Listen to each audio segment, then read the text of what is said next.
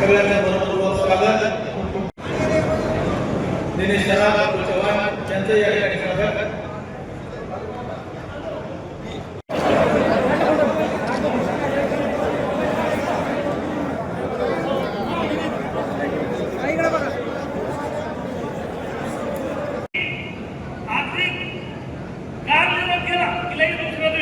एखादा कार्यक्रम कॅन्सल करतात. मी गजानन शास्त्रीचे सर्व संत महंतांचे आमचे भीम महाराज आहेत, आमचे गणेश महाराज आहेत, व्यासपीठावरचे सर्व मान्यवर आहेत, आपणही सगळ्यात मान्यवर आहात.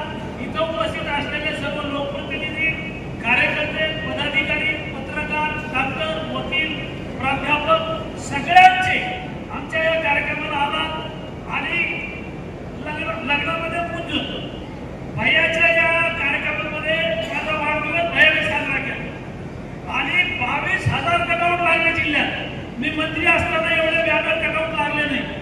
सगळ्या जालना शहरासह पूर्ण गावागावांमध्ये जिल्ह्यामध्ये माझा वाढदिवस साजरा केला कार्यकर्त्यांनी. राजकारणातला आमदार, खासदार, पुढारी, नेता, मुख्यमंत्री कधी वय सांगत नाही आणि हिरोनी आणि हिरो कधी वय सांगत नाही.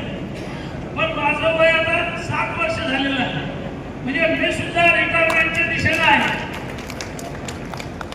यापुढे विधानसभा लढायची नाही असं मी बोललेलो आहे.